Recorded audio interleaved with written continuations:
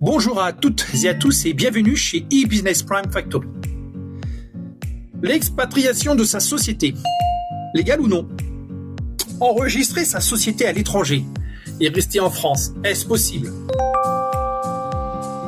On expatrie son outil de travail, sa société, on domicilie son entreprise à l'étranger pour diverses raisons, mais moi, le propriétaire de cette société, qu'en est-il?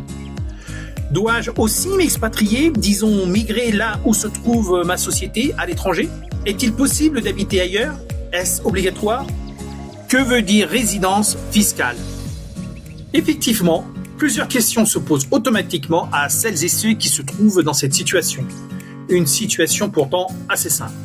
Vous avez à expatrier tout ou partie de votre entreprise près de la Chine continentale, par exemple, pour vous rapprocher de potentielles places de marché. Vous choisissez Hong Kong, très bien, parfait. Votre branche ou succursale est créée et vous l'utilisez comme telle. Des conventions fiscales existent entre la France et Hong Kong afin de vous éviter une double imposition. Votre extension sur Hong Kong déclarée à l'administration française avec votre comptable, tout rentrera dans l'ordre au regard de l'administration fiscale. Vous restez sur le territoire français, la personne morale qui a été nouvellement créée sur Hong Kong suivra simplement les conventions entrepreneuriales établies entre la France et Hong Kong. Vous continuez à exercer votre métier sans chercher une évasion fiscale quelle qu'elle soit. Vous êtes toujours résident fiscal en France. Peu de changements à venir, tout va bien. Vous continuerez à payer l'assiette des impôts et des taxes pour la France et en France. Deuxième cas, vous jugez votre niveau d'imposition trop élevé pour créer ou pour continuer d'exercer votre métier d'entrepreneur. Et Hong Kong vous intéresse pour expatrier votre entreprise. Sachez que les ventes établies hors territoire hongkongais, au travers de votre société basée à Hong Kong, ne seront pas taxées. Pas d'imposition sur les sociétés étrangères, les dividendes et leur répartition. En somme, vous n'avez à payer des impôts que si vous avez des revenus qui sont établis sur et pour le territoire hongkongais. Il faut être résident pour avoir des impôts ou taxes à payer. Sinon, rien. Bon, honnêtement, pour nous Français, on n'expatrie pas vraiment sa personne morale, c'est-à-dire sa société sur Hong Kong, et sa personne physique pour y habiter et devenir résident fiscal hongkongais.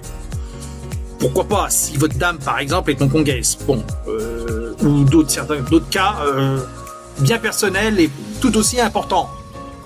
Mais bon, comme je dis à mes clients, voilà quoi, Hong Kong, joli port de pêche quand même. En ce qui me concerne, presque 15 ans de vie sur Shanghai et Hong Kong avec un de nos bureaux permanents sur Hong Kong, je peux vous assurer qu'il y a d'autres destinations plus agréables comme résidence fiscale.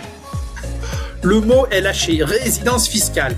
Dès l'instant où vous allez chercher à optimiser votre projet en cherchant à baisser vos taxes et impôts, l'expatriation fiscale de votre société faite, vous allez devoir impérativement commencer à réfléchir à une nouvelle adresse de résident fiscal. Attention, les règles des 185 jours et etc. pour rester sur la France et avoir ses revenus perçus de sociétés basées ailleurs, offshore, telles que Hong Kong ou autres, no way. N'y pensez même pas. L'administration fiscale aura, et c'est bien normal, tous les droits de vous demander des explications et par conséquent des comptes sur votre montage fiscal choisi. Tôt ou tard, vous serez redressé fiscalement sans exception.